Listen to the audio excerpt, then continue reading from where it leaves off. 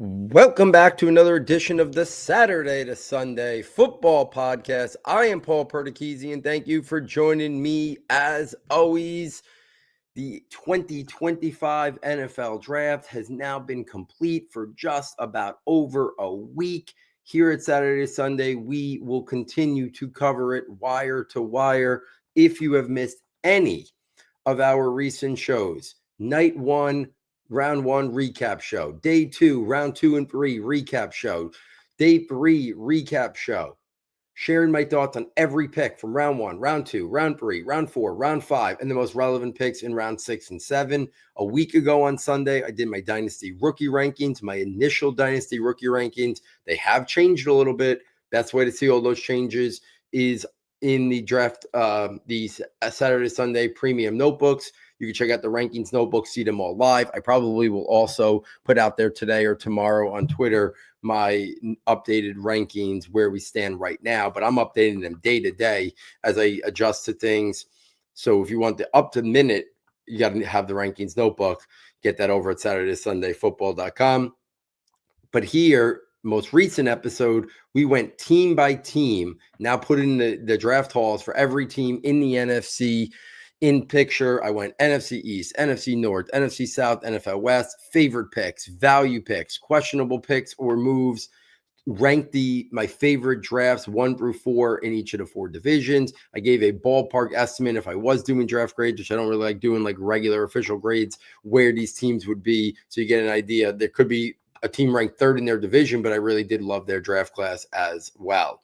So tonight, or this morning, I should say, recording this Sunday morning, we're going to look at the AFC teams, every single one. We're going to start with the AFC East, then the AFC North, then the AFC South, and then close it out with the AFC West. So let's get right into it. I'm going to start with the Buffalo Bills. Round 1, pick 30 overall. They took Kentucky cornerback Maxwell Hairston. Second round, pick 41. They took South Carolina defensive tackle TJ Sanders. Third round, at pick 72, they took Arkansas edge Landon Jackson. In the 4th round, at 109, they took Kentucky defensive tackle Deion Walker. In the 5th round, they took Ohio State cornerback Jordan Hancock. In the 5th round, they took Georgia Tech tight end Jackson Hawes. Also a pair of 6th rounders. They took Virginia Tech cornerback Dorian Strong, and also Connecticut offensive tackle Chase Lunt. And then in the 7th round, at 240 overall, their last pick of the draft, they took Maryland wide receiver Caden Prater. My favorite picks start right at the top, 1 and 2. Maxwell Hairston, TJ Sanders. I thought Maxwell Hairston was in the conversation of the best cornerback in this class, not named Travis Hunter. Whether it was Jahdae Barron, whether it was Will Johnson, I thought Maxwell Hairston was right there. I thought he's the most explosive cornerback in this class, the athleticism, the man cover skills. He can play zone as well. I love the athleticism that he offers. So he was my favorite pick, but also TJ Sanders in the 2nd round. I personally liked Alexander out of Toledo a little bit more. Talked about him when I talked about the Giants last time, but I really like TJ Sanders as well. We saw a lot of defensive tackles go round 1. None of them really fell to round 2. So then from there, it was going to the next tier, and that was Sanders. That was Alexander. And the Buffalo decided that they wanted to go after TJ Sanders, obviously a little bit more refined, coming from a bigger program. Competition he went up against was higher, playing at South Carolina. I think him and Hairston add 2 immediate starters, most likely, to their defense. And then what they complemented the rest of the draft went on later, get another Landon Jackson. They love those power defensive ends who can play the run, get 6 to 8 sacks. They went and got Deion Walker, who's going to clog the middle, that mammoth of a man in terms of he'll be a nose tackle, stuff the run, get after the quarterback a little bit, athletic, big guy. So they were really emphasizing defense. Besides a blocking tight end and a wide receiver in the 7th round, this draft class was all about fortifying the defense and getting back to having one of the premier defenses in football. My value pick, I kind of mentioned him, Landon Jackson. Some people thought he could go early to mid-2nd round. I was a little bit lowered on him. I preferably prefer those like speed rushers, but Landon Jackson, really good player. He can be like, not at the level, but he could be like a Cameron Hayward type power rusher, play to run well, set the edge. I think that's what they envision. I do like Landon Jackson better than AJ Epinesa a couple years ago when Buffalo drafted him. So I do think he could come in there and he could also earn a starting job, and that could potentially be 3 starters from this draft class. So I thought he was good value because there were some people who really liked him a lot who thought he can go in the early to mid portion of round 2. And then Jordan Hancock, interesting player out of Ohio State.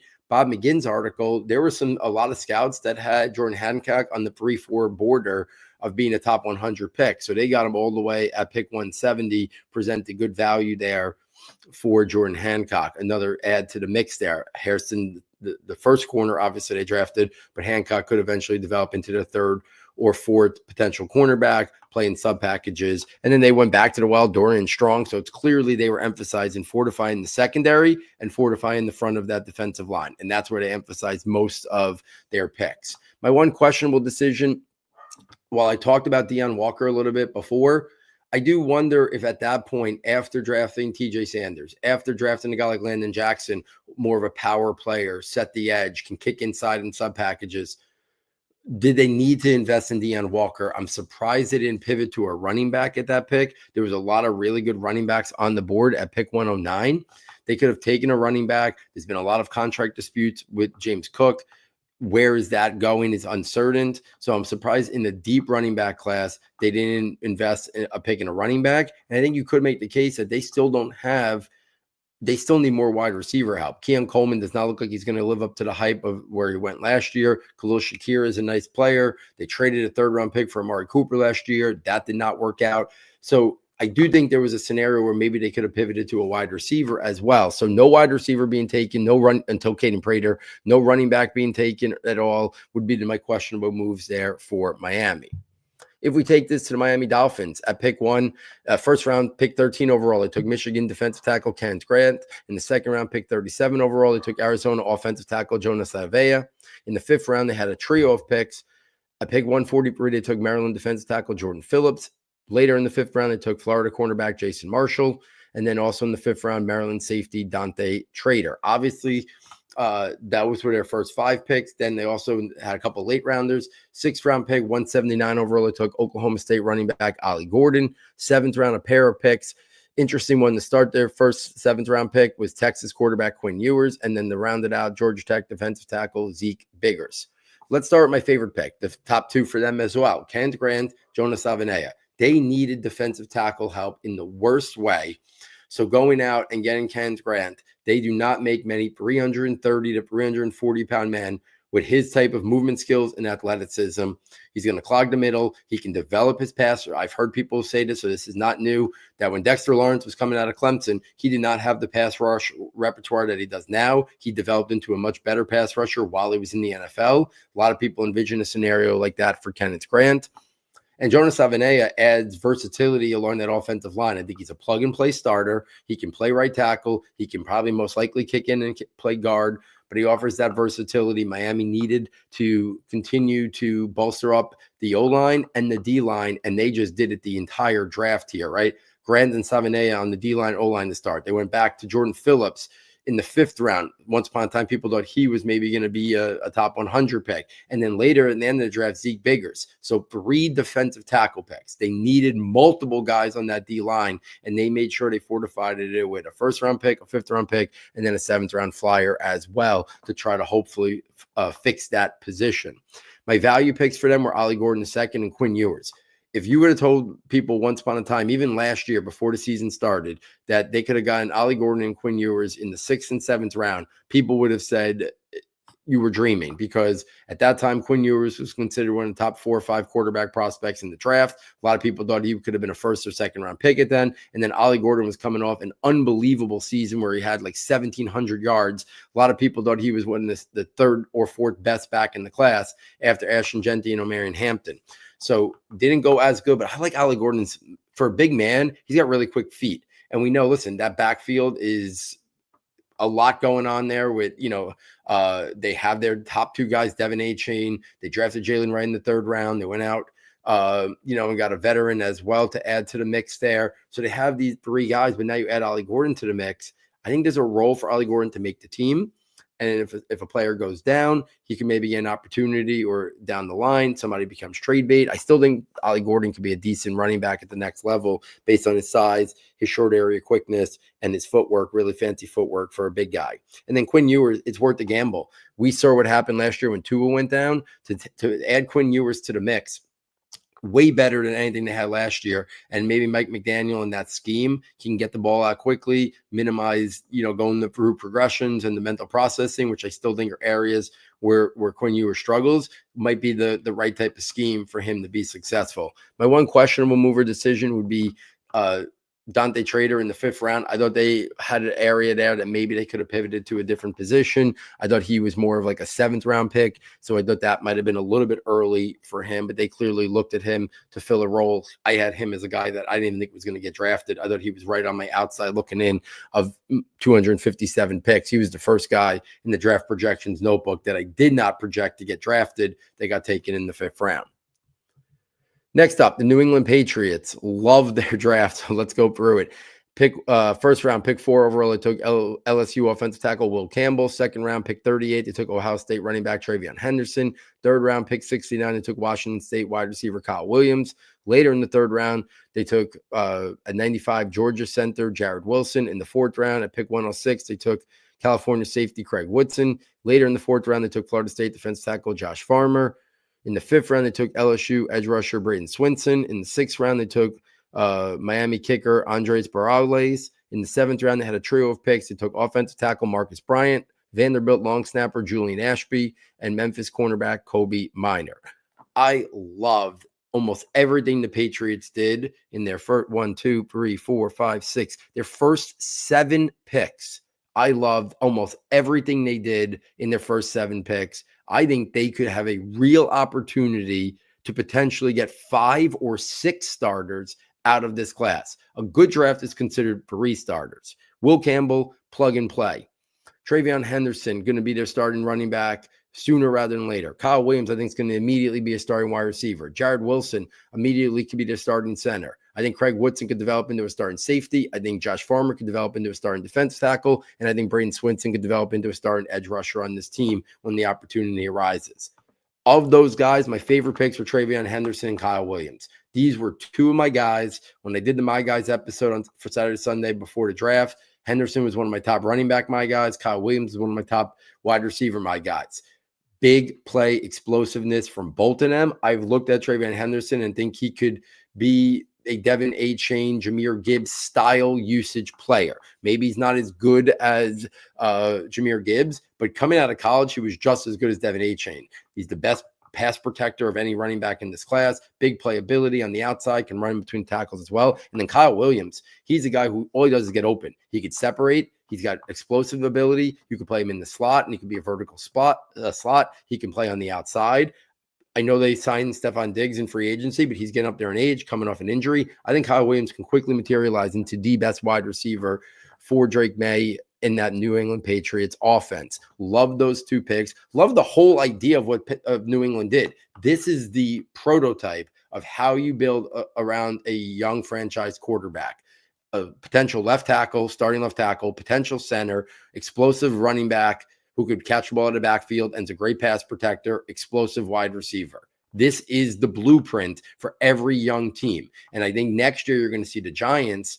They had to fortify other things this year. I think you're going to see the Giants follow this blueprint next year. And next year it'll be wide receivers, O-line. It'll be the emphasis of free agency in the draft. New England has set the blueprint. Remember the value picks? There were so many of them. I went with Josh Farmer and Braden Swinson. I thought both of those guys were top 100 picks. They were both in my top 100 projection. Getting Farmer at pick 137. If the Giants would have taken him where they took Darius Alexander in the top of the 3rd round at 65, I think it was, that would have been a good pick still for New England. They get him at 137. Braden Swinson, I think he could develop into a starting edge rusher if given the opportunity. I like the pass rush ability he offers. He can play to run. I like Braden Swinson a lot. Those are my 2 best value picks. I think they got them rounds earlier than I think where they could have went. My questionable decisions and moves, and it's small. One is I wouldn't take special team players ever in the draft. So the kicker, the long snapper, I would have targeted those guys as UDFAs. I would have taken more lotto tickets on prospects I think had a better chance, stacking the deck, another wide receiver, another whatever. Or I would have tried to trade and get out and get a pick for next year's draft, even if it was a 6th or 7th rounder next year, just to try to give more draft stock in the future. And then the one other questionable decision is Will Campbell. I thought Ashton Genty was the last blue chip player. They obviously went Henderson at the top of the second, which I love too. But I think they could have potentially pivoted to Ashton Genty at 4 and then try to see. They could have taken Arante Ursary. They could have tried to get back into the end of round 1 and take Simmons or Connerly. I would have preferred that better, only because I do have some reservations about whether Campbell can fit and stay as a left tackle. If he can, and he can still be as good as he was in college, and obviously it's a home run pick. If he has some struggles and he has to kick inside the guard, even if he's a great guard, 4 would have been a little too high, in my opinion, for a guard. I know you could say the same thing about running back, but I just think Genty's going to be such a special player that if Campbell ends up kicking inside, and even if he's a Pro Bowl guard, I think I still would rather prefer Genty and then an offensive lineman at the top of the second. Take this to the Jets. First round, pick 7 overall, it took Missouri offensive tackle Armand Membu. Second round, pick 42, they took LSU tight end Mason Taylor. Third round, pick 73, they took Florida State cornerback A.Z. Thomas. Fourth round, they took Georgia wide receiver Arian Smith. Later in the fourth round, they traded back up. They took Alabama safety Malachi Moore. In the fifth round, they took Miami linebacker Francisco Moraga. And later in the fifth round, they took Miami edge rusher Tyler Barron. Jets made a couple trades there, or just a trade for Malachi Moore. A couple things I liked about the Jets a lot. Some things I questioned. My first 3 picks, I love their first 3 picks. Membu, Taylor, A.Z. Thomas. I think they got 3 starters instantly right there if they need A.Z. Thomas to start. But Membu, plug and play, finish their offensive line, finally, hopefully, for fortifying it. Mason Taylor was one of my guys. Loved him. A.Z. Thomas, if he didn't run a slow 40 time, this would have been a guy who would have been a top 25, top 30 pick, I think, in the draft. One of the best pure cover corners in terms of good in zone, but that 40 time really hindered his draft stock a lot. So my favorite picks were Taylor and Membu. I think they both step in, start from day one, big positions of need as well. My value pick, A.Z. Thomas, like I said, he could have went, even after the slow 40 time, I still thought he was going to go somewhere mid-round 2, not all the way into the third round of pick 73. My questionable move, and I do think it was egregious, was Arian Smith. At pick 110, there were so many good players still available. Alec Iomanner was available. Jalen Lane, I believe, is still available. There was Torrey Horton went way after that. There was a lot of other wide receivers that I think could have stepped in and potentially have developed into a number 2 wide receiver alongside Garrett Wilson. Arian Smith is not that. Arian Smith is a situational, vertical deep threat that lacks ball skills and questionable hands. I know he has blazing speed. I thought that was a guy, though, with the lack of ball skills and receiving ability and even production, and I'm not a big production guy, but if he couldn't produce with that speed regularly in college, it's hard to imagine that speed's going to lead to major production. So, like, is he just offering tactical value? And if so, that seems really early for that. So Smith is the move that I just think they could have had an A+ draft if that wide receiver would have been like Iomanner or somebody like that, because then their first 4 picks would have been guys that I really thought could have had a major impact. I just think even if Arian Smith is functional, you can find that in the 7th round, just a burner who could, give you some space underneath and provide that tactical value. I just don't see a scenario where he even becomes a top 3 wide receiver. And at pick 110, there were still guys that they should have had a top 100 grade on. When you take him at 110, the Jets are basically saying we had a top 100 grade on Arian Smith. And I didn't see anybody have Arian Smith higher than like 175 or 200 on their ranks, just because of how limited the receiving, the route running, the production, the ball skills are. Right now, he is that speed threat. And I don't know if they looked at him and thought he could be some type of version of Jameson Williams, but they're night and day as a player. Jameson Williams went like 12th overall, was a big-time player, wasn't just a speed guy, produced in college. So that one really surprised me a lot for that. AFC East draft rankings, Patriots won, love their draft. They'd be like an A draft for me, even though I might question Will Campbell, still love their draft, one of my top 5 favorite drafts in this class. The Jets were number 2, the Bills 3, the Dolphins 4. I would say the Jets probably would have like a solid like B+ type grade, because I do love their first 3 picks. The Arian Smith pick was the only one that made it not an A would have made it an A for me. And then Bills all about fortifying that D-line and that secondary. I do have some regret that they didn't pivot to a different position and take a running back or wide receiver. And then Miami coming in last, just for lack of picks. I understand they needed Kenneth Grant, but there were questions about whether or not, some of those other picks, I like the value they got, but they just didn't have a lot of picks. I probably would give them like a C+ type grade. Let's go on to the AFC North. Kick it to that.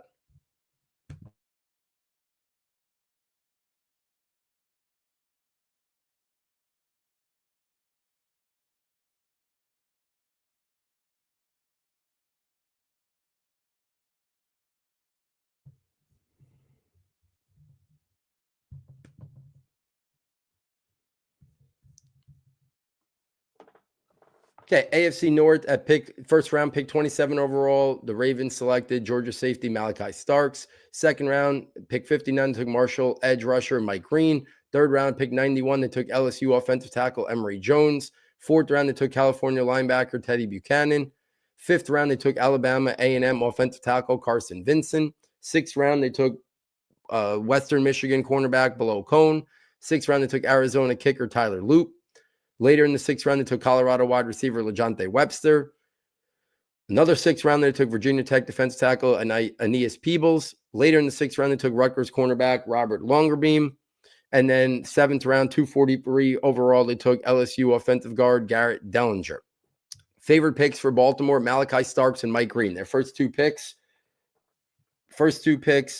really thought they got two great values, great players that could step right in. Malachi Starks is the prototype. He falls because people have questions about the athleticism. He's a great player. Him and Kyle Hamilton quickly could become the best 1-2 duo in the National Football League at the safety position. And then Mike Green, he had talked about some of his off-the-field issues at the Combine, so that's not new news. Still thought he had a real shot to go round one. So he ends up falling here to pick 59. They get a tremendous value with Mike Green. Mike Green was still also my best value pick in the draft. There were a lot of people thought that the Falcons around pick 15 were eyeing him. So for him to fall all the way to pick 59 was tremendous value for Mike Green. Other value pick, Carson Vincent, very interesting developmental offensive tackle. I thought that was good value. If he would have went early day 3, I would have understood it based on the upside and developmental, the traits that he possesses develop down the line into an intriguing offensive tackle prospect. My questionable decisions, Emory Jones in the third round. I thought that was a little early for him. I thought maybe he could have slipped to the early portion of round 4, but I did have him going in my top 100. I'm just surprised at that point. I thought maybe they could have pivoted to a wide receiver. There were some interesting names there.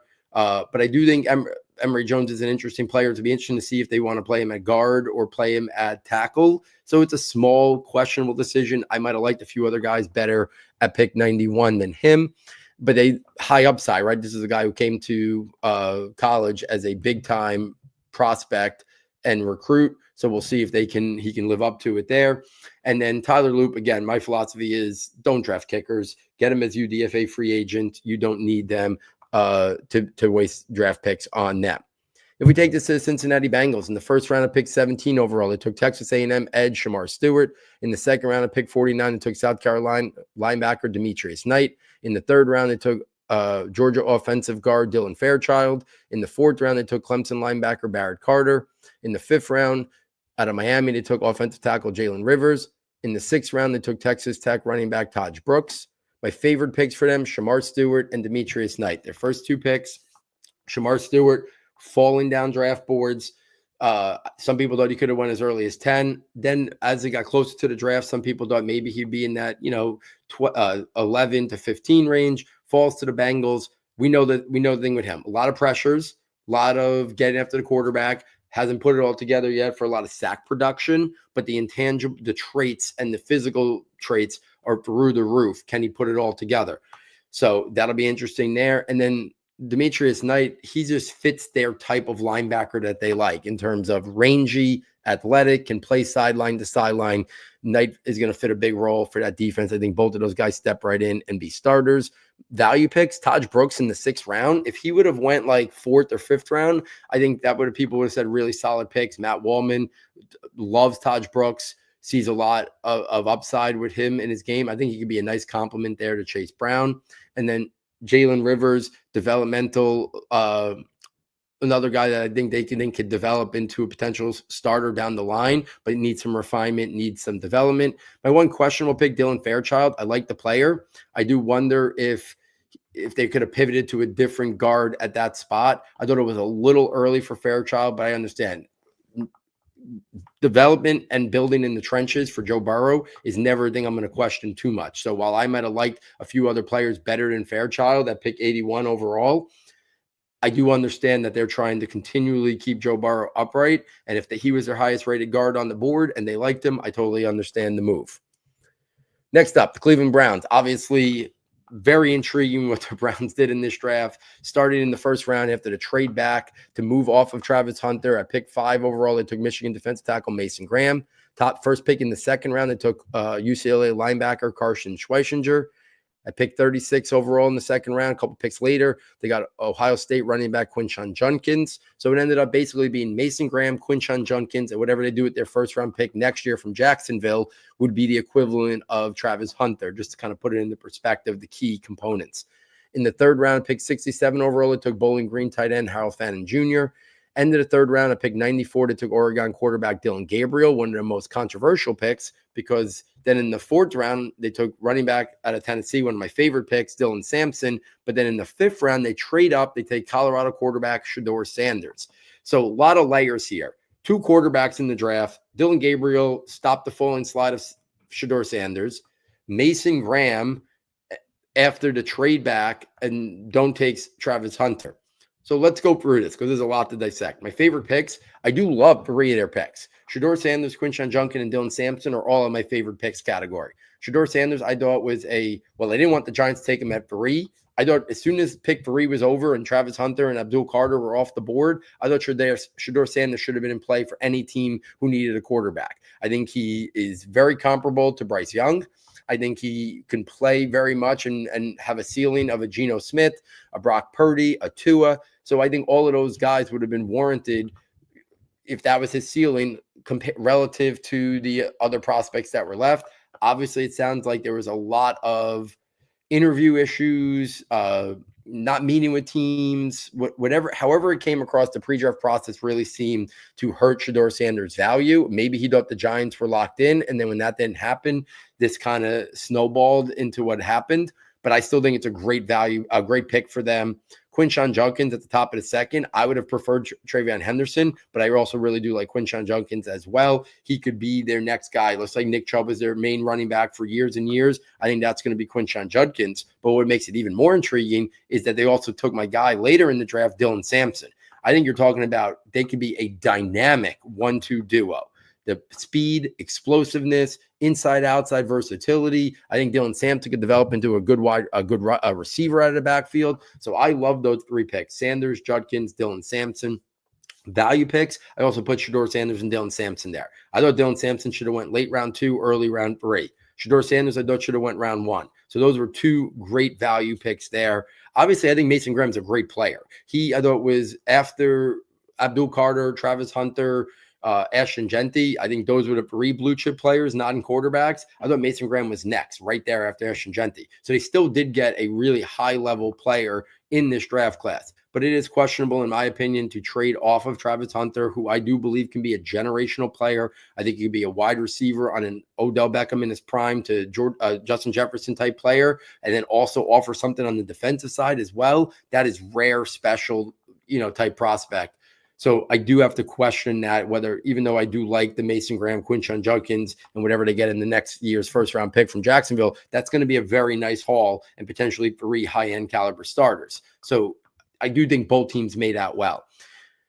My other questionable decision is I just question the Harold Fannin pick at pick 67 overall. I mean, David Njoku's got a year left, and to me, he warrants getting a contract extension. Tight ends don't break the bank in free agency. I would want to keep David Njoku on this roster, and if you have David Njoku on this roster, I understand Harold Fannin's not going to play in line, and you can make him an H-back and do different things with him, but I just thought there were other ways they could have spent that pick 67. So I thought that pick and then the other one in the third round, Dylan Gabriel, were really egregious picks when there were starting caliber players left. And if they re-signed David Njoku, Harold Fannin is never a starter in his rookie contract, basically. And then Dylan Gabriel, I think he's a backup caliber quarterback. I think he's a little bit intriguing as a backup.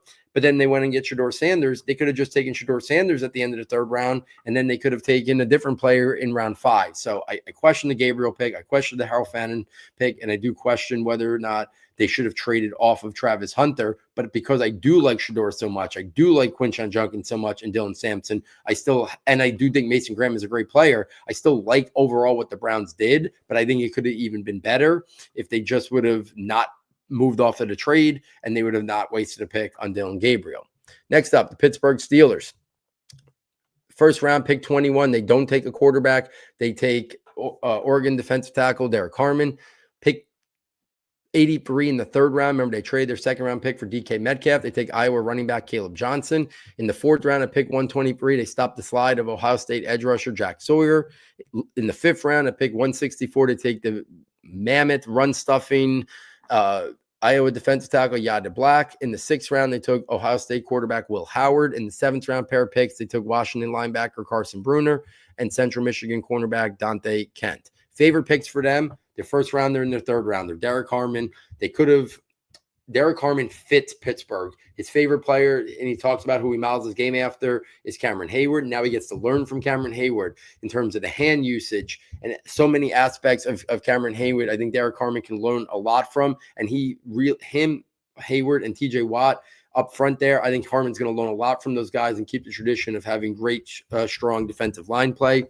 Caleb Johnson in the third round. We talked about him having to go to a zone scheme type. Well, he goes there to the Arthur Smith offense. Caleb Johnson is going to get out on the perimeter.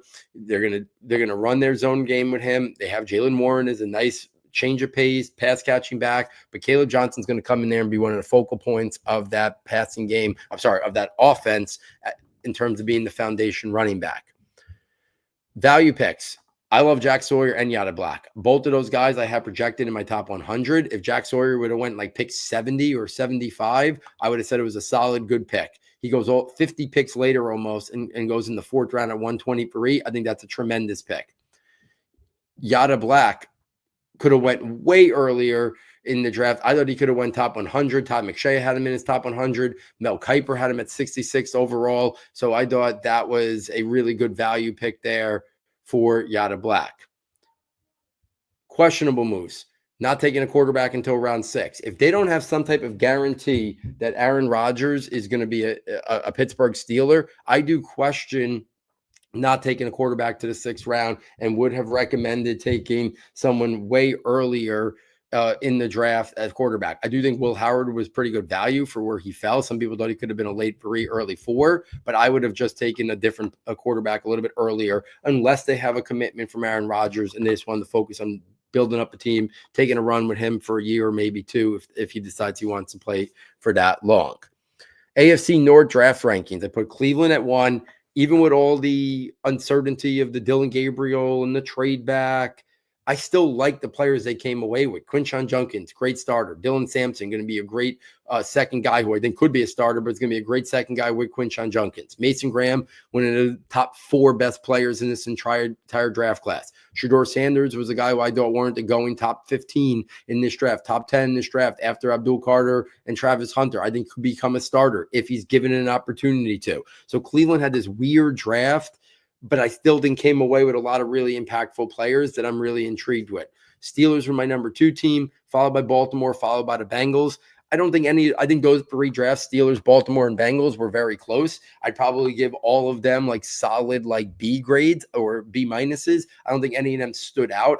I liked what Baltimore got a lot of picks. I like a couple of the things they did. Same thing with Pittsburgh, same thing with Cincinnati. I questioned a few things. I do think Cincinnati after their first 2 picks, I do question whether or not they got any other guys who could develop in the starters, where I see more of that potential for Pittsburgh and Baltimore. So that's why I put them a little bit higher. But Cleveland would probably be like a B+, A- if I was giving grades. Pittsburgh and the rest of the guys would probably be like B-, maybe Pittsburgh and Baltimore a B would be kind of where I see the AFC North rankings. Let's take this to the AFC South. Let's start with the Houston Texans. Picked second round after the trade back with the Giants at 34 to take Iowa State wide receiver Jaden Higgins. At pick 48 in the second round, they took Minnesota offensive tackle Arante Ursary. In the third round, a pair of picks, they took Iowa State wide receiver Jalen Knoll and USC cornerback Jalen Smith. In the fourth round, at pick 116, they took USC running back Woody Marks. In the sixth round, they took Penn State safety Jalen Reed and Florida quarterback Graham Mertz. In the seventh round with a pair of picks, they took Rutgers defensive tackle Keontae Hamilton and Iowa tight end Luke Lachey. Favorite picks, Jalen Knoll, Woody Marks, Arante Ursary. I thought Jalen, and then value picks, Jalen Knoll and Keontae Hamilton. So let me talk about Jalen Knoll, who I had in my value pick and my favorite pick. I thought he was my number 6 wide receiver in this class. I thought he should have been in a second round pick. He falls to pick 79. Really interested to see how he fits with his teammate there, Jaden Higgins, and obviously Nico Collins. But I love Jalen Knoll. I think he's somewhere on that Ladd McConkey, Josh Downs, Christian Kirk spectrum of a player. Whether he becomes any of them would be a win for Houston. So really interesting player with Knoll, who I think warranted going much higher. Woody Marks, I think he's one of the best receiving backs in this class, complements Joe Mixon. Joe Mixon's getting up there in age. Maybe you want him to be more focused on the running aspect. Well, now you can bring in Woody Marks and be a guy who could be a really good pass catcher out of the backfield. And I think there's more running chops to him as well. He showed that over the last year. So I think he could come in and be a nice secondary piece to that backfield alongside Joe Mixon. And then Arante Ursary was the last tackle left that I thought had starter traits in this draft class. After all of them went in round 1, they gambled that he was going to fall to pick 48. They took Jaden Higgins at the top of the second. I applaud them for their boldness. I would have taken probably Ursary first and then seen if if Higgins fell. They were able to get it the opposite way there. So that Ursary was a guy who could step in and help refortify that offensive line that they're totally rebuilding on the fly. Keontae Hamilton, I thought was a nice value pick for them. He was a guy that was in Daniel Jeremiah's top 150. So he fell here to 224. Wasn't at the combine, but had a very good showing at his pro day. Very athletic, penetrating defensive tackle, offers a lot of upside there for Houston's 7th round pick. My questionable moves were 2. Jalen Smith in the 3rd round was stunning. I had him as a 6th, 7th round prospect. Did not see a scenario where he came off the board in the top 100. So they must envision a role for him to be a starting caliber player. I just didn't see, many boards did not have him there. I personally did not have him there. So that was a surprising or questionable move. And then Graham Mertz, I did not think he was a draftable prospect. They could have went another offensive line there and took a shot on an offensive lineman. They could have taken another running back there. There was a lot of things they could have done there. I think Damian Martinez was still there. You could have Damian Martinez and Woody Marks behind Joe Mixon. There was a lot of things they could have do. Graham Mertz, to me, is not a NFL caliber quarterback, so he's going to develop on the practice squad. He had shown a little bit of growth this year at Florida over the last couple of years before he got hurt, but I just did not think Graham Mertz was the guy who should have been drafted in this draft. Next up, let's go to the Indianapolis Colts. Pick 14 in the first round. They sit tight. They take Penn State tight end Tyler Warren, the guy they wanted all along. In the second round, pick 45, they took Ohio State edge JT Tumalala. In the third round, pick 80, they took Minnesota quarterback Justin Wally. Fourth round, Iowa State offensive tackle Jalen Travis. Fifth round, Kansas State running back DJ Giddens. Sixth round, pair of picks, they took Notre Dame quarterback Riley Leonard and Alabama defensive tackle Tim Smith. Seventh round, Wisconsin safety Hunter Waller. Favorite picks, Tyler Warren, sit there tight, didn't have to give up any other draft capital, and gets one of the best 7 or 8 players. Even though I love Colston Loveland also and had him higher than Tyler Warren, I thought both of them were top 10 talents, top 8 talents. So they sit there, they get a top 10 talent in this draft class. Some people had him as high as 5 or 6 on their big boards. They get him at 14. We know Shane Steichen loves the use of the tight ends. When he was in Philadelphia, he did a lot with Dallas Goedert. I think we're going to see Warren become an integral part of that team. I know the quarterback right now are questionable with Anthony Richardson and Daniel Jones, but I think Tyler Warren is going to be utilized in a variety of ways and be one of the focal points of that offense there for the Indianapolis Colts. And I love DJ Giddens. He's one of my guys. So to get him at pick 151 in the 5th round, I think he can quickly emerge to be the clear backup behind Jonathan Taylor. He tested out even better than I expected in the pre-draft process. And I love the film as well. So I like a lot of things with DJ Giddens. In terms of value picks, I put Warren there because I didn't think he was going to fall to 14. I put Giddens there because I didn't think he was going to fall to 151. But I also put Wisconsin safety Hunter Waller. They got him late 7th round. If he would have went off the board in like round 5 or round 6, most people would have thought that was the appropriate time for Hunter Waller. So to get him in the 7th round, a guy who could develop maybe into a starting safety, if not a third safety or like, the big safety who plays the run well. I think Hunter Waller's got some interesting aspects to his game there to potentially go late 7th round and have a role as either even top 3 on a depth chart at a safety position down the line. Next up, the Jacksonville Jaguars. We already talked about the trade. They moved up, big trade to move up from 5 to 2, give up a 2nd round pick and a future 1 were the main parts of it with other stuff. They take Colorado wide receiver cornerback Travis Hunter in the 3rd round because they didn't have their 2nd. They took Tulane cornerback Caleb Ransaw. Later in the 3rd round, or actually next pick in the 3rd round, they took West Virginia offensive tackle Wyatt Mullum. In the 4th round, they had a couple of picks here. They took Virginia running back Bashal Tudin, and then also Notre Dame linebacker Jack Kaiser. In the 6th round, they took Auburn linebacker Jalen McLeod and Navy safety Rayon Lane. And then in the 7th round, USC safety Jonah Monheim and Syracuse running back LaQuint Allen. Favorite pick? Easily Travis Hunter, also Bashal Tudin, I'll get to momentarily. But Travis Hunter, I love the aggressiveness. He was the best prospect in this class over Cam Ward, over Abdul Carter. The upside as a wide receiver, the eliteness he could be as a cornerback also. I think he's going to try to push to play as much as he can on both ways. And we could be looking at a Ohtani-like impact at the National Football League. But even if he's 90% or 80% wide receiver and 20% or 25% cornerback, the impact that he could have and provide in in important spots on defense. And then obviously I think he's going to be a full-time wide receiver there. I applaud the aggressiveness from the young GM. They now have Brian Thomas and Travis Hunter. If Trevor Lawrence doesn't emerge into a star with this coach now and with these 2 wide receivers, Liam Cohen calling the plays, Travis Hunter and Brian Thomas, he's never going to live up to the upside. But he now is put in position to have maybe the best wide receiver duo in the league in short time, a great play caller. It is all set up now for him. And then Bashal Tudin, I love it. Explosiveness. I think Ethan will be gone after this year. I think Tank Bigsby is a guy.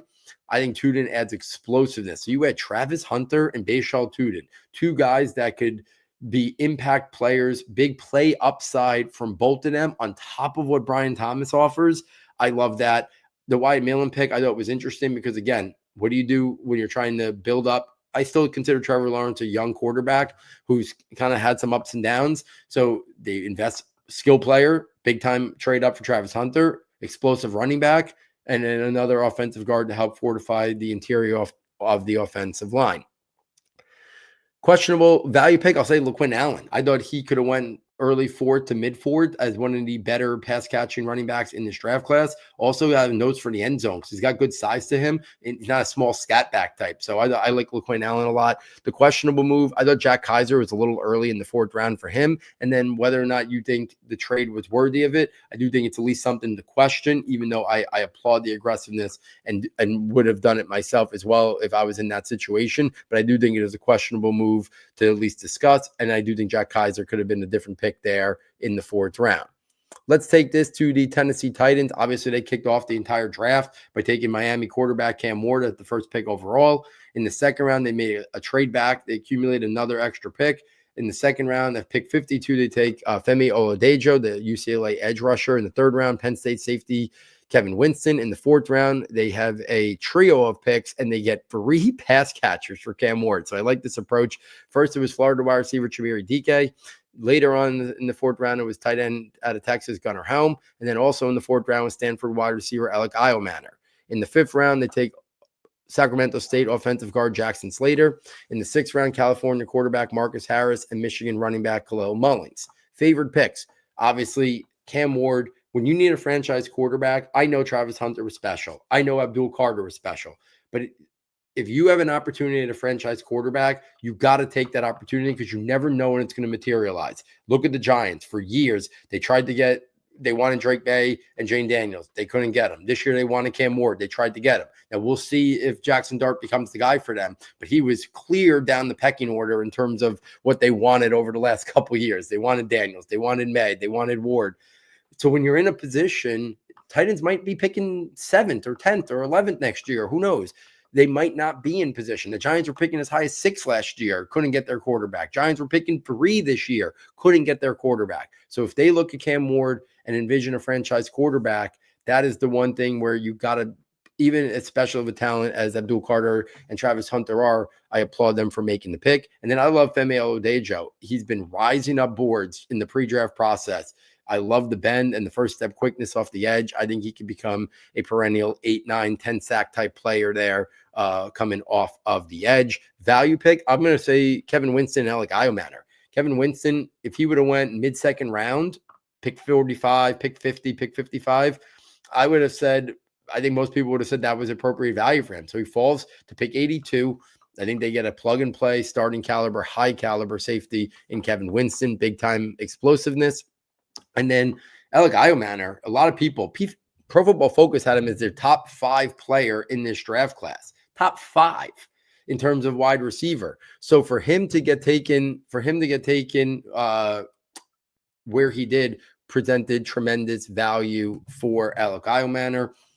If he would have went pick 75, 80, 90, I still would have thought that was a good pick. I wasn't as high on Alec Iomanner as some people. He was like my 13th wide receiver. But for him to get taken there, I thought was tremendous value. Questionable pick, Chimere Dike. I'm just surprised he went as high as they did. There were other wide receivers. They could have taken Alec Iomanner at pick 103, and they could have used pick 136 on a different position if they wanted to, or a different wide receiver. I thought it was a little high for him, but I do applaud them for going after the wide receiver and the pass catcher position. They didn't go there in round 2 or round 3 like I expected, but in the 4th round, they get a trio of picks to start giving some weapons to Cam Ward there. I think that will be a major point of emphasis next offseason. I bet they try to get a big-time free agent and a big-time wide receiver in one of the first couple rounds of the draft next year, because you've got to build that infrastructure. The O-line's pretty good there. They spent this free agency getting ready for Cam Ward. I think next offseason will be all about getting him playmakers and explosiveness to that pass-catching core. AFC South draft rankings, I had number 1 was the Tennessee Titans. They get Cam Ward. I love Femi Oladejo. I love Kevin Winston right there. 1, 2, 3. Starting quarterback, starting edge, starting safety. I think they look at Gunnar Helm as a guy who could complement Chigakonkwo very well. Maybe he develops into a starting tight end. And then 2 wide receivers, if DK or Iomanner develop into a starter, even if it's their number 2 or number 3 down the line, I think that's a starting caliber position. You could get another starter there. And then I think Jackson Slater was a really interesting developmental offensive guard prospect that a couple years down the line, he could develop. So they could walk away with this. I think 3 starters are locked. I think they could easily walk away with this, potentially 5 or 6. And that's what you need when you're a rebuilding team like this and building around your hopeful next franchise quarterback. Second team was Jacksonville Jaguars. I talked about them before. The bold move up for Travis Hunter. Liked what they did there with him and Bashaw Tudin. So they were 2nd on my AFC South draft rankings. Colts were 3rd, sitting tight, getting Tyler Warren, their guy. A couple other picks I really liked. And then Houston was 4th. It's not that I dislike Houston's draft. I thought it was a solid draft, especially after they made the trade back with the Giants, picked up additional assets. I'd probably have this, like the Titans were like a B+, A-, Jacksonville like a B+, Colts and were like a B, and the Texans like a C+ or B-. If I was giving out draft grades, they would be like the approximate grades that I'd be giving out. So no one's draft that I thought, was horrendous. Titans were, I thought, the best draft. I didn't think any of these were in like my top 5 overall draft classes, but I did obviously like what a bunch of the teams did as well.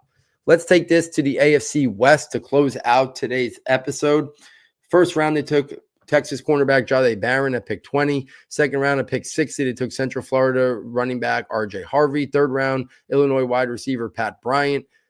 Later in the third round, LSU edge Savion Jones. In the 4th round, Alabama edge Q Robinson. 6th round, punter out of Florida, Jeremy Crawshaw. And the 7th round, Utah tight end Caleb Lohner, basketball convert to football. Only 4 career catches. We'll see how he does trying to make that conversion. Favorite picks, there was 3 of them I really liked a lot. Jahdae Barron in the 1st round, RJ Harvey in the 2nd, Q Robinson in the 3rd. They could have went Omarion Hampton at pick 20. They pivot to the versatile defensive chess piece in Jahdae Barron. I think it's the right move because I think they read the board. They realized how good this running back class was. They found their guy. That if they couldn't get up for Ashton Genty, they went and took R.J. Harvey. Explosiveness. I don't care that he's 24 years old. Running backs, you're talking about 1-year contracts for running backs, and then we'll see. So R.J. Harvey offers explosiveness. Sean Payton fell in love with him. He was his guy. I think he offers a big time element to that round game with the emerging pass game there with Bo Nix. And then I love the Q Robinson pick. He was been a late riser in the process. I saw him sneak into a couple people's like top 100s or early in the fourth. They get him at pick 134. I think he's a young developing he'll start out as a situational edge rusher with upside and then see what happens. But even if he's a situational edge, I think he can get after the quarterback. I'm intrigued by him. Value pick, Savion Jones, right at the end of the third round. If he would have went early to mid third, I think people would have said that's the appropriate value and called it a good pick. Jahdae Barron, there were some people who thought he was going to go top 10. There was some buzz with the Jets. Then maybe in the teens, he falls there to pick 20. I thought that presented really good value for Denver. My questionable move is Pat Bryant in the third round. I like Pat Bryant, the player. Really good ball skills, ability to adjust, body control, hands. 74 seemed really early for him. I feel like they could have got him at 101. And if not 101, they could have definitely got him at 134. They could have definitely got him at 101, I think. But I think they could have even got him all the way at pick 134 in the fourth round. So I thought it was a little early. Now, because I like Jones and Q Robinson, their next two picks a lot, I'm not gonna go crazy on it because they obviously, think he can bring a lot to the table. And Jones and Q Robinson were really good values. So if you kind of slide them up and Bryant down, fans always think like that, like, oh, if this was my third round pick, this was my later third, this was my fourth, I like it better. That's what I'm sure some Bronco fans are doing, and if you look at that, because they got two really impactful guys at their next two picks, while I still think it was a little bit of a reach, I can't knock it as much because they did get really good value on the next two picks. Let's take this to the Kansas City Chiefs. I love their draft. First round, last pick of the first round, because they flip-flop with Philadelphia. They take Ohio State offensive tackle Josh Simmons. I know Josh Simmons, if he plays this whole year, he's going where Will Campbell was. I think he could have literally went, if everything, like the character, all that stuff was good, I think he could have went as high as 4 on his talent alone if he doesn't get hurt this year. So I thought the Chiefs got a steal at the last pick of the first round. Second round, pick 63. Little early, I thought he was going to slide maybe to the late round 3, early round 4, but I love the player. Tennessee defense tackle Omar Norman Lott. Explosive. Only played like 17 snaps a game on the Tennessee defense, but disruptor and penetrator into the backfield, again, after the quarterback. Third round, they took Louisville edge Ashton Gelati. Later in the third round, they took California cornerback Noel Williams. In the fourth round, at pick 133, they get one of my favorite players in the draft, Utah State wide receiver Jalen Royals. In the fifth round, Oregon linebacker Jeffrey Bassa. And then in the seventh round, they get one of my guys also, Southern Methodist running back Brashard Smith. So much to talk about. Favorite picks, I narrowed it down to 3, and it was hard to even come to that. But Josh Simmons, Jalen Royals, Brashard Smith. Ray talked about Josh Simmons. I think he has the upside to be the best tackle in this class. Jalen Royals was a top 7 wide receiver for me in this class. Don't know how he didn't get taken in the top 100 or early on day 3. Falls all the way to the end of round 4. Tremendous value. I know they have Xavier Worthy. I know they have Rashee Rice. They brought back Hollywood Brown. But in a year, Hollywood Brown will move on. I think Jalen Royals could be a top 3 wide receiver on the Chiefs depth chart and could provide a lot for Patrick Mahomes. Inside, outside versatility, can win at all 3 levels of the field. I like Jalen Royals. And then Brashard Smith in the 7th round, I thought based on his unique skill set, coming from wide receiver to running back, I thought he was a round 4, round 5 caliber player. To me, we saw Tyrone Tracy make the jump, and he was a little bit thicker and more to the frame Tyrone Tracy. But I think Brashard Smith could be as impactful as a player. I think he's going to be there. We saw how impactful Jerick McKinnon was. I think he could be a Jerick McKinnon-like receiving threat for them, but a much better runner and a space player. I love the Brashard Smith pick for them. Him and Jalen Royals were also 2 of my best value picks for Kansas City. Like I said, Royals should have won the top 100. Brashard Smith should have went rounds earlier, but I also think they got great value in their 5th round pick, Jeffrey Bassa out of Oregon. He could have been a guy who went early day 3. They get him there at pick 156 in round 5. So like at least a round value or more there for Jeffrey Bassa as a guy who I think could develop into a starting linebacker. My only questionable move, and it's hard to even question him because I like the player a lot, was Omar Norman Lott at pick 63. They could have taken Darius Alexander, who I thought was a more complete player, but still offer a lot of pass rush. So I thought it was a tad early for Norman Lott, and I just wouldn't have taken Norman Lott over Alexander, who I thought had a higher ceiling and a more completeness to his game. But even that's my one questionable move, and I really do like the player. I didn't even talk about Noah Williams. He was a guy who's been rising up draft boards. They got him as a guy who could be a potential starting cornerback out of the third round there, and then Ashton Gelati, another edge rusher who could be part of the mix there. Some people, saw him as a future starting edge. So up and down this entire draft, I thought the guys that can contribute, guys who could become starters. I love what the Chiefs did there in just adding to that. They're already obviously talented team making it to the Super Bowl this year and winning Super Bowls in the past. I thought they added a lot of high-end talent to that roster. Next up, the Raiders. First round, pick 6 overall. There were all these rumors. They weren't going to take him. They weren't going to take a running back. Come on, it's Pete Carroll. You think he was going to pass on Boise State running back Ashton Genty? They were just wanting to make sure teams didn't think that they had to jump them. If they knew they were locked in, maybe they would have been more aggressive in drafting him. So they wanted it to be out there that they weren't taking him. I never believed they weren't going to come off Ashton Genty. In the second round, TCU wide receiver Jack Bech. In the third round, they had a trio of picks. Iowa State cornerback Darian Porter, Texas Tech offensive guard Caleb Rogers, and William and Mary offensive tackle Charles Grant. Early fourth, they take Tennessee wide receiver Dante Thornton. Later in the fourth, they take South Carolina defensive tackle Tonka Hemingway. In the sixth round, a trio of picks, Ole Miss defensive tackle J.J. Piguez, Montana State quarterback, wide receiver Taysom Hill, Julian Edelman type convert Tommy Mallett. Later in the sixth round, North Dakota State cornerback Cam Miller. And then rounding out seventh round, Minnesota linebacker Cody Lindenberg. I loved a lot of what the Raiders did as well. Jack Bech, Ashton Genty, Tommy Mallett were my favorite picks, all in different parts of the draft, right? Top of the first round, late second, and then the sixth round. Bech, tough, physical, good route runner, good after the catch, plug-and-play starter there. I loved Jack Bech there. They're giving Bech, Brock Bowers, Jacoby Myers, those guys get open, good players. I like the fit there of Bech, Ashton Genty, Bijan Robinson, Saquon Barkley, the only two players ever at the upside of Ashton Genty coming out at the running back position, and then Tommy Mallett, the versatility. Even if he plays a Taysom Hill-like role, that's worthy of being a pick at this spot. But if he develops into a legit wide receiver, that's just another guy that could be added to the wide receiver mix there. Value picks, I thought Tonka Hemingway, there was a lot of talk he could have slided into the end of round 3 or early portion of round 4. He falls to the end of round 4. So I thought that was good value. J.J. Piguez, out of the other defensive tackle out of Ole Miss, a lot of people thought he was an early day 3 pick, early round 4 or the worst, round 5. He falls all the way to pick 180 in the 6th round. So I thought that was really good value. 2 defensive tackles. I'd be stunned if one of them didn't develop into a starter down the line, and they took a late 4th and a 6th round pick. I think one of those guys could develop into a starter for them. My only questionable move was the pick of Caleb Rogers in the end of the 3rd round. I thought there were better offensive linemen left at that spot that they could have pivoted to. So I was surprised they went with Caleb Rogers there out of Texas Tech. Next up, the Chargers. Last team, first round, pick 22 overall. They take North Carolina running back Omarion Hampton. Second round, they take Ole Miss wide receiver Trey Harris. Third round, they take Oregon defense tackle Jamari Caldwell. Fourth round, they took South Carolina edge Kyle Kennard. Fifth round, they took Auburn wide receiver Keandre Lambert-Smith. Later in the 5th round, Syracuse tight end Oronde Gatson. 6th round, Pittsburgh offensive tackle Branson Taylor. Later in the 6th round, R.J. Mickens, Syracuse safety. And 7th round, Florida cornerback Perdichizzi Bridges. Favorite pick for them, Omarion Hampton.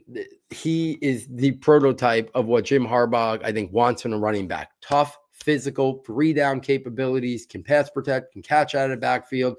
Inside, outside, you can run your whole offense, run game through Omarion Hampton.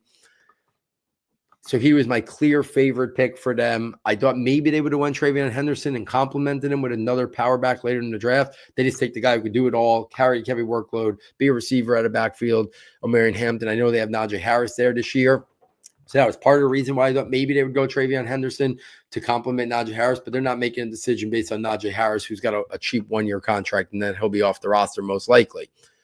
Value picks for them, Oronde Gadsden and Kyle Kennard, two guys on the third day of the draft. If Oronde Gadsden would have went early fourth, similar to where Gunnar Helm went, I would have thought it was an interesting and solid pick. A lot of former wide receiver, converted to tight end, offers a lot of value as a pass catching tight end. Line him up as a big slot, so I like that. And then Kyle Kennard, some people thought he could slide into the top 100. They get him later in the fourth round at pick 125, a guy who could develop into a rotational to starting edge caliber prospect. So those are my best value picks for them. My one questionable move is the Trey Harris pick.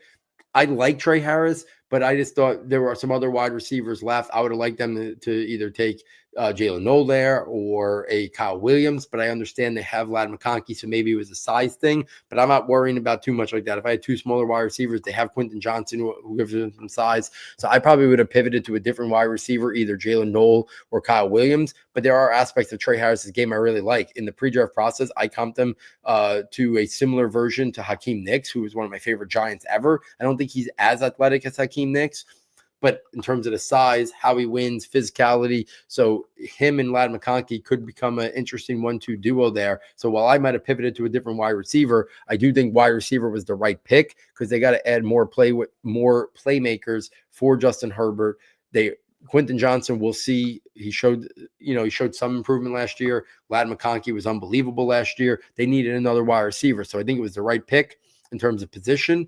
A couple of receivers I like better, so that's why I'll question it a little bit. But all in all, I thought the Chargers had a solid draft. I love Hampton. I think Harris fits a role that they desperately need and could be a starter. I think Jamari Caldwell at the end of the third round was a solid pick. I already talked about the two value picks I liked in Kennard and Oronde Gadsden. Some people really like Keandre Lambert-Smith, so they add a burner too. So they have Ladd McConkey. They have Quentin Johnson. They drafted Trey Harris in the second round, but then they kind of finish off that like remade wide receiver group with Keandre Lambert-Smith, maybe he's not their wide receiver for this year, maybe he's their number 5, but he adds a vertical speed component, and they don't have that on the roster right now. So I do think the addition of him and Trey Harris fit nicely with Ladd McConkey and Quentin Johnson. So I do think that's an interesting dynamic. And I could have also had on my value pick, RJ Mickens, this safety out of Syracuse. If he would have went somewhere in round 4, that would have been appropriate value. So for him to fall all the way to round 6 presented tremendous value there as well for a guy who could compete to be a third or fourth safety